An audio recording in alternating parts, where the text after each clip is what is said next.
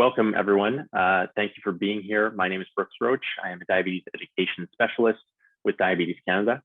I'd like to begin by acknowledging that this is September 30th, which is the inaugural Day for Truth and Reconciliation here across Canada. And I'd like to invite us today, especially, but all days, to acknowledge that I'm joining from this traditional and unceded territory of Mi'kmaq people. And wherever you are joining or watching from, I invite you to express gratitude and recognition for the land on which we live, and to acknowledge the past inhabitants of the Indigenous land that we now call Canada. We are here today on this special day for a number of reasons, with a couple of wonderful guests to talk about how those of us who are living with type 1 diabetes can navigate the many transitions that life can throw at us. So we're talking about moving from pediatric to adult care. We're talking about moving from high school into post-secondary education. We're talking about moving into a new job, changing cities. And we're talking about this especially with the lens of what it's been like and what it will be like during and after the COVID-19 pandemic. So I'd also like to recognize this webinar is a very special collaboration between Diabetes Canada, who is committed to helping people with diabetes live healthy lives while working to find a cure, and the Diabetes Hope Foundation. So the Diabetes Hope Foundation is a grassroots, not-for-profit organization founded by its current chair, Barbara Pasternak, in 1999. The foundation's mission is to reward, empower, and provide peer education and support for youth in transition to enable them to live successfully within and beyond diabetes. So on that note, we are joined, very, very pleased to welcome three past recipients of the DHF Scholarship Program.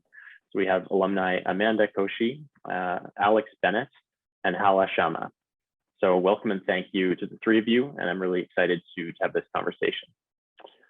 Today, our guests will be answering some key questions that they and Diabetes Canada and the DHF have been hearing from the type 1 community on this exact issue. We'll also be taking questions from you, our viewers. So some questions have been submitted already, and you can please feel free to ask more by replying in the comments below. So what I'd like to begin with is sort of starting at the quote unquote beginning. And this is for those of us who have navigated from pediatric to adult care. I personally remember this being a really challenging move. I was diagnosed just shy of my 4th birthday and had gone through quite a long period of pediatric care. And when the time came to transition, I remember thinking this aligned with going into post-secondary. This aligned with a lot of other changes in this process of the change from youth to adulthood or young adulthood to some more graduated version of adulthood.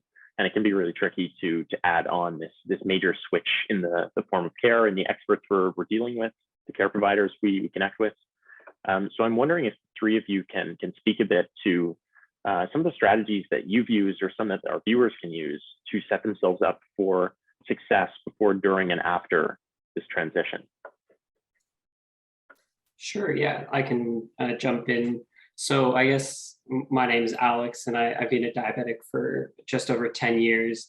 And I'm in an interesting position where I was 16 when I was diagnosed, so I had a very short time in the pediatric system. It was a great time. It felt very warm and welcoming. There was always such a big team helping you. And then it did feel a little jarring going into adult care, where you really just saw the one doctor and maybe the diabetic nurse to help you out. And so what I found was that I needed to advocate a little bit better for myself in that transition and be like, oh, I actually do want to speak to the dietitian. So you had to kind of have a bit more of a dialogue with your doctor of what you needed versus pediatric thought of it all for you. So maybe it's having some of those conversations with your pediatric team before you transition forward, what you enjoy from each of your meetings and whatnot, and trying to replicate that in your adult care, because you don't need to take everything from pediatric over, but there's definitely some key people that you might want to see that aren't in the adult system by default. So yeah, that's what I would say, because my pediatric time was very short.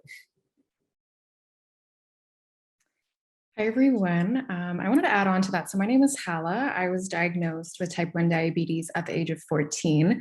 So given that I was diagnosed at the age of 14, I only had about 4 years to spend with my pediatrician, given that she was there from the very beginning. And I realized that during my transition, I really missed that same environment and specifically communicating with my pediatrician, given that she was there since my diagnosis.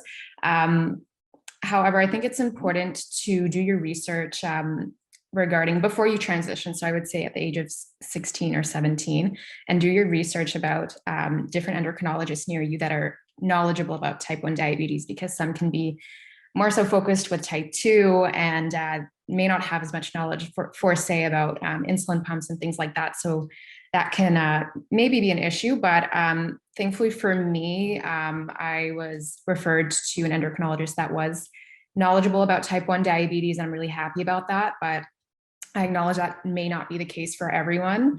Another thing I was going to recommend is developing the relationship that you have with the diabetes educator in advance before that transition, because it's a little bit easier sometimes to reach out, let's say to fix your basal rates and stuff like that, especially during the transition. It could fluctuate a lot. I remember seeing my endocrinologist just 2 times a year, whereas with my diabetes educator, it would be about every 4 months. So that's something that I would recommend doing, and it made a big difference in my transition. Yeah, I can add on to there. So I was diagnosed at 10, so a little bit more time in that pediatric setting before transitioning to adult care. And kind of echoing the sentiment in the pediatric center, it definitely was a different environment, sitting in one room and having each of the educators kind of walk throughout, the dietitian, the nurse, the endo, social work, kind of the whole team coming to you in that area. And I do remember that first appointment going to my adult care, sitting in the waiting room alone, seeing people I didn't know who hadn't, watched me grow up essentially. So there's a lot that you can do prior to those appointments with your pediatric team to set you up for that success, to make sure that you do feel prepared. Is it that you are on an insulin pump and are able to download the pump to get those settings to the clinic ahead of time? Is it the logbooks, finding out how the clinic team essentially wants your information provided to you? And so a lot of pediatric centers will help you with that transition, but there's a lot that you can consider ahead of time. And one decision that I made, and I know we'll speak a little bit further to it at the end, but with the Diabetes Hope Foundation, they have a resource guide on all of the different adult centers, because a hard decision was switching. Was I going to stay where my parents lived or where I was going off to school? And so ultimately I decided to attend a pediatric center that was right on campus where I went to school, because to me, for the majority of my appointments, I would have been in the town I was attending school at. And that was a bit of a stress relief to not have to figure out transportation back home to attend an appointment, to get back to school. So lots of these tiny little details, but just ask what you're not sure about, ask for that support in the transition. And exactly like Alex said, you do have to advocate for yourself and what you need out of those appointments. Thanks so much, folks. And I want to add a little something, which is just speaking from personal experience, living in a smaller population center. So growing up on Prince Edward Island, I had a lot of my pediatric care in Halifax. And a lot of folks who live in more rural or remote regions can likely relate to this. And I think a really significant transition was actually moving from this very, every 6 months it would be I would have to travel over the day before, and it would be quite a big event growing up to go over and get a checkup. And it was a bit of a marathon that day, full of meetings and checkups. And when that migrated to a more quarterly approach, where I would go to the hospital instead of 4 hours away, it's 10 minutes away. And it would just be a bit more of maybe a lower pressure sort of environment. I think it was a bit jarring to not have expected that move. So I think if you're in that sort of situation, when you have gone through pediatric care, or if the person you care for has gone through pediatric care in a more really hyper concentrated way, to just sort of start to think about what the attitude you bring to those bigger jam-packed days where you might have to travel to go to a clinic. And if that's no longer the case, what might you need to sort of stay in a similar headspace, or to sort of decompress after an appointment if it's happening more frequently, or if you don't have this sort of travel period to prepare yourself, or to really get in the right headspace for it. So I think just to reflect on what sort of headspace you are in, or you've been trained to be in around when you're engaging with your healthcare providers. It can be a small thing to consider, but I remember it being a bit jarring. So it's worth keeping in mind, especially for those who are going through a geographic change as well. The next question I wanted to ask you three is, for those viewers who are moving from, let's say, high school to post-secondary education, or who are navigating within the post-secondary landscape, first, what was your experience like navigating this period? And how can type 1 diabetes come into play? And what tools can people use to ensure that it's a smooth, or as smooth as possible, transition? Yeah, so I can talk on that. So I had kind of a double transition going into university, where I was changing from shots into using a pump the summer before. And so that was obviously adapting to different patterns and whatnot of eating and everything. And so I actually don't know how I would have done it if I didn't switch to a pump, because it just gave me a lot more flexibility, I found, because I felt very regimental, like when I had to eat when I was on shots. And maybe that's not what everyone on shots finds, but the pump really, I found, gave me a lot more freedom when it came to my schedule on campus and everything. And the other big hurdle, I guess, I found in transitioning was actually food, because in first year, you're at least going to a cafeteria in most universities, and there's just so much food and so many carbs, I find. Like, it just, and there's so much temptation, and like there was an ice cream bar at my university. So like there's lots to balance there, and you're with new friends that you're like just trying to like grab some food quick maybe, and then it's like, oh wait, I have way too many carbs on my plate, and how to handle that, and how to better guesstimate. And so I guess on the food side of things, I'd say at least in first year, like a lot of places have really good, for me, I found they had good salad bars and whatnot that you could kind of intermix with your meals to give you some other options with less carbs, because I found at least my cafeteria leaned heavily into pizza and like other kind of like fun, easy carb meals, but it's sometimes nice to have a bit of a break from that. So that was obviously one tough sector. And then I guess the other thing I wanted to mention was, when you're going out with friends, I would always say, make sure at least one friend knows you're diabetic, because I know the first transition when you started university, you might not know too many people there. I was lucky enough to have a friend from high school with me, but there was often nights when we weren't together. So I always had my group of friends knew, and like you'll find friends that care and are considerate, and it always made the night, I feel like, go smoother, where you didn't have to worry maybe as much. They're kind of looking out for you, and maybe asking you too many times, like, have you tested or something like that. Like they don't fully know what needs to be done, but they're willing to learn if they're good friends, is what I would say. So I'll pass it off to you, Hala.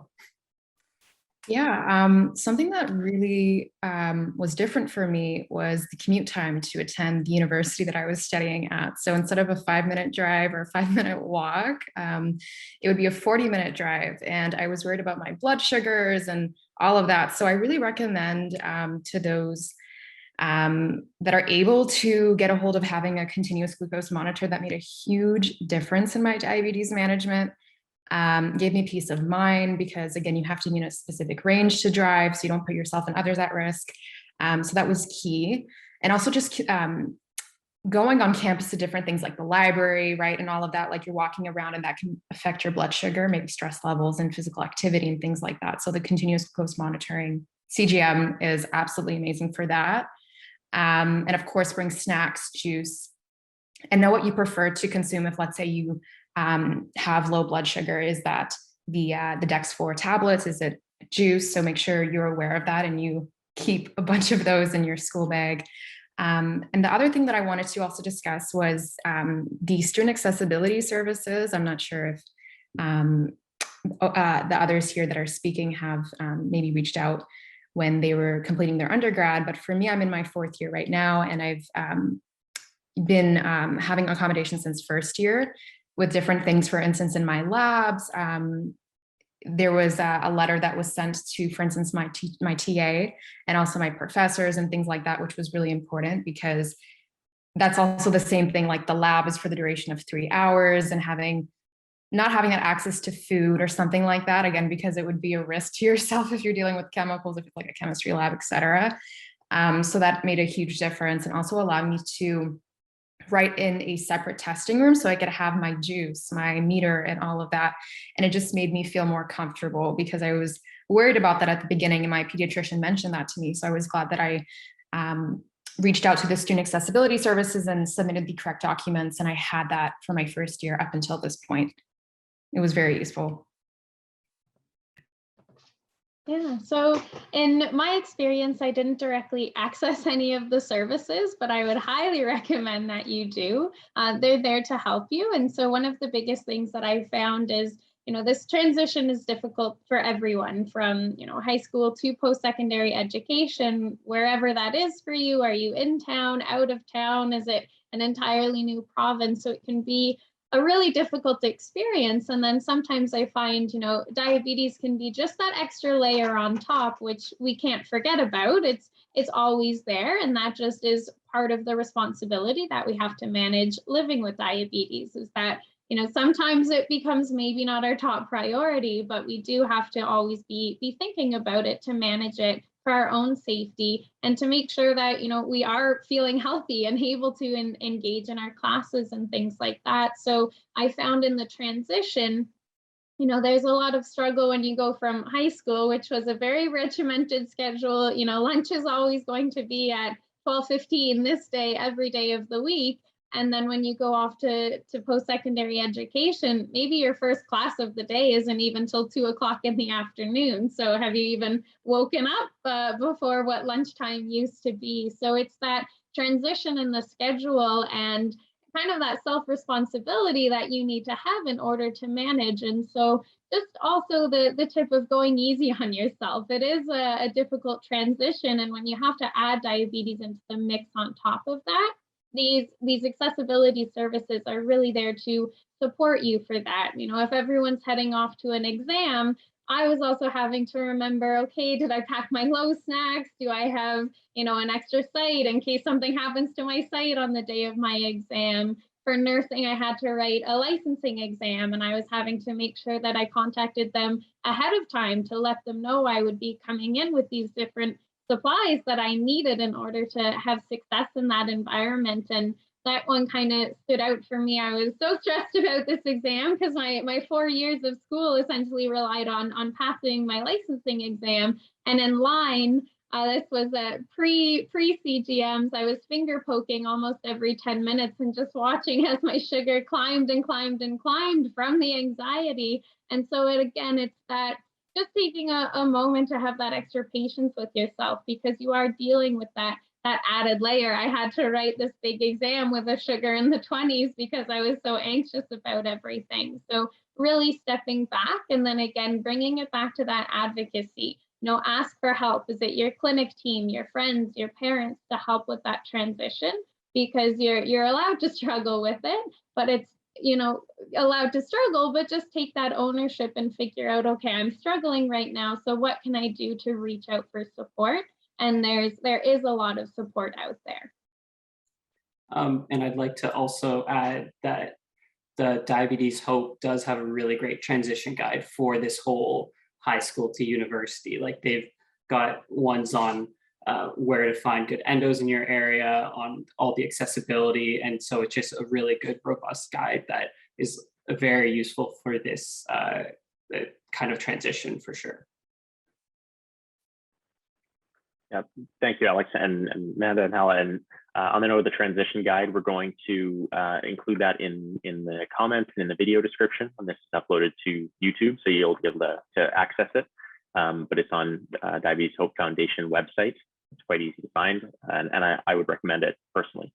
I appreciate that idea of allowing yourself to struggle that you brought up, Amanda. I like that framing, because so often it is such a self-directed and self-managed disease that the tendency that I've always felt is, I'm sure I can figure out a way to do this myself, but sometimes just bypassing that step of saying, like, there's services out there for me. even if I don't make use of them, I can let them know. I can build sort of a, I can prepare something as a security in the event that something does happen. So it's a really great piece of advice to, don't be afraid to struggle, I guess. Wanted to open up one last question. This is, we do have a question in the chat that asked about moving from one country to another. And that ties in perfectly to the next question we had lined up, which is, what about other sort of life moves? So this could be changing where you live, a new city, province, country, could be starting a new job, could be becoming a parent. These are huge life-defining moments, and people with type 1 are no exception to going through them. We have big life shocks beyond the disease as well. So wanted to ask you folks, has your diabetes been affected by these major changes, or vice versa? Have you had to craft a major life decision around type 1 in any way? And do you have any tips for sort of how to manage this, how to weigh your decisions? Yeah, definitely. I guess for a pretty topical decision, I guess I had recently, I'm a software engineer, so a lot of my work ends up being at home. And so I just finished some schooling and got a job back in April. And it was all work from home, and I was like, great, like that'll be super easy for diabetes. There's like the routine is set, like everything will just go so swimmingly. And it like sort of started that way, but you're also in a pattern where you're so close to food and temptation. I found that going to the fridge is just far too easy. And then like I did find that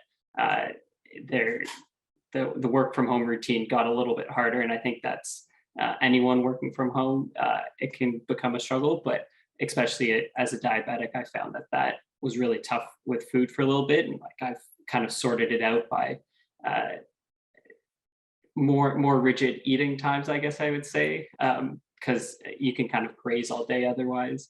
And also kind of setting out time to exercise. Because working from home, it can be dangerous to just get up, just start working, and then you finish work, and then maybe you have some like social chats or calls, and like then exercise kind of can fall out the window. And I find exercise is one of the things that helps my diabetes the most. So I found I started to build in like at least an hour of exercise in the day, whether that's a run in the morning or like a nice bike ride in the afternoon, and that has really helped kind of it's funny the transition to working from home.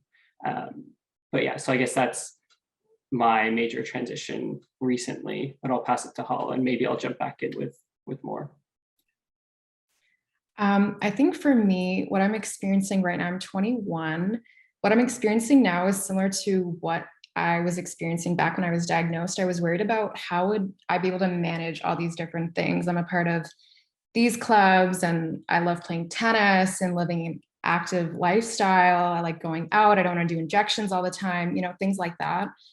So I'm glad that I made the decision right when I was diagnosed and I was eligible to apply for the pump. I went for Omnipod because it was tubeless. So that has assisted me up until this point. And I'm really happy with that. It's continuing to help me because again, I live a very active life, and it's just best for my specific lifestyle.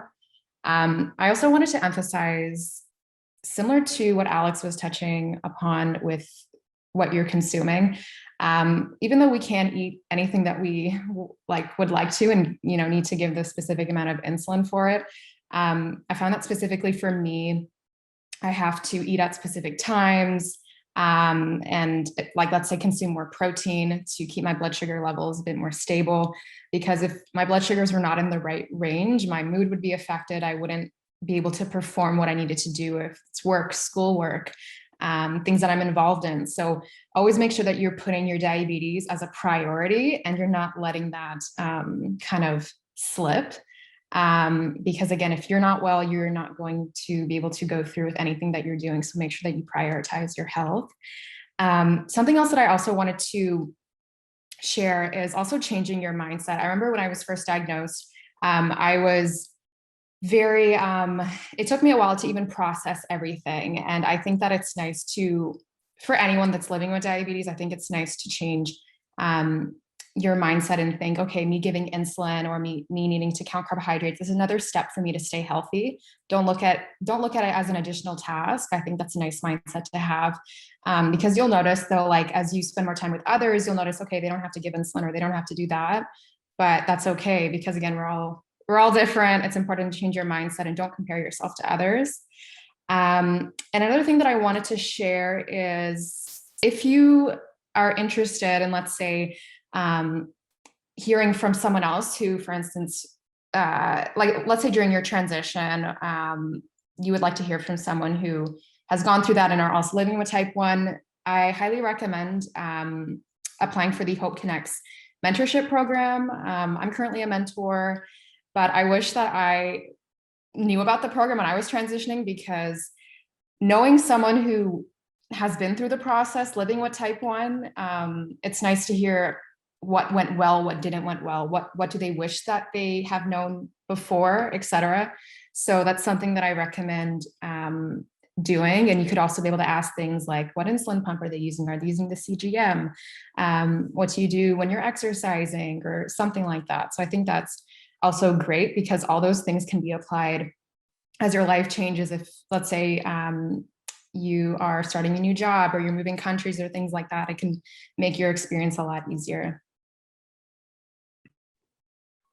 Yeah, kind of a lot of the same themes kind of across the board here, but tying it back to kind of that question, decisions that you make, or has diabetes had to impact those decisions for you? And so the kind of mindset that I like to remind people, one of my hats is actually a certified diabetes educator. And so living with it and having the experience to it, I like to teach and tell people who are newly diagnosed, I don't believe that diabetes is ever going to stop you from doing anything that you want to do. Is it moving, to a new country, taking this really cool experience? But what I like to emphasize is, again, we just can't forget that we have diabetes. And so you can do all these amazing things, but it's figuring out those steps. How can I succeed in this environment while living with my diabetes? And so an example of that, I worked for a little bit in the hospital in pediatrics and the NICU, and we would get called in to kind of more, emergency scenarios. And for me, one of the big things was, utilizing the technology that I had to make sure that my sugars were stable in that time, but knowing that, there might be a time when my sugar isn't at a point where I'm the best person to respond to this. And so for me, it was making sure that my colleagues were aware, and they kind of knew that if I said, I can't take this one, that they would jump in for me. And so it didn't stop me from going into nursing, from doing the shift work, from working in a more kind of high intensity environment. But again, at the end of the day, I couldn't forget that I'm the one living with diabetes, and I have my safety to consider and the safety of others in that scenario. And so you really just have to do, again, kind of bring it back to that research, what do I need to succeed in this? And then figuring out where can you get kind of the ability to advocate for yourself is really important in those, but recognizing that it doesn't need to stop you from anything. And I know one of those questions, if you're moving to a new country, that's totally doable. Don't let your diabetes stop you by any means, but it's just doing that research ahead of time. So different countries require prescriptions for things, where in Canada, technically you can just get insulin over the counter, and you can't do that everywhere. So it's those sorts of little details that when we're talking about these big life transitions, we just can't kind of forget that we have diabetes, let it go to the wayside. We have to make sure that we come in prepared, so that when you're then in that experience and trying to enjoy it and get the most out of it, that you're able to. Yeah, thank you, folks. And I think to the point of transitioning to a new country, it's a huge, exciting opportunity, and just try to think about how wonderful that is. And you can make pretty much anything work around that if it's something that you're really excited about. Having spent a little bit of time in other countries, I think the sort of key advice, and Amanda, you touched on it really well, is like, think about what are the key items that you need, or the key decisions you frequently have to make, and see if you can just workshop transplanting them to that new country. So if it's how do I get insulin supplies and connect with folks who can support me? Just look into those basic items. If you have a couple of other key decisions that you find yourself continually having to make here, it's going to be the same there. It's just going to be in a slightly different context. So just try to imagine as simply as you can, what are those key decisions that set you up to live healthily, and imagine, you know, the logistics of having to do them in whatever country you're headed to. And to our viewer who asked that question, I hope that your travel goes really well, and it's really exciting. So just try to hold on to the excitement, and the challenges that diabetes presents are real, but you can manage around them. So hope it all goes well. We have another question coming in, and I'll encourage any viewers, if you have anything you'd like to hear, please do submit it in the comments section. We have another question. I'll direct this one to Hala because it's around the Hope Connect program. And it's a viewer is wondering if this program is open to folks living with pre-diabetes and type 2 diabetes. Yeah, that's a great question. I'm not sure, but I think that it's still great to reach out. So the link, I believe it should be right in the description of this this call, but there's a website. I would recommend going to the website and just filling in your information. And I feel like it should be fine, but I wouldn't be able to speak entirely. But just try, it doesn't hurt. But I think that it is such an amazing program. And if not, like, let's say for some reason it doesn't work out, I can leave my contact information. I would be more than happy to, be your mentor, for instance. Like, I really don't mind, but I think it is such a valuable program, and definitely check out the link to go to the website for that. Yeah, thank you, Hala. I don't see any further questions coming in. That being said, we're going to kind of have some closing words from our panelists, but if you'd like to submit a question, please feel free over the next couple of minutes. You're more than welcome. So with that, I'd just like to ask to our wonderful panelists, thank you for all your wonderful insight. And is there anything that we haven't touched on that you'd like to share now?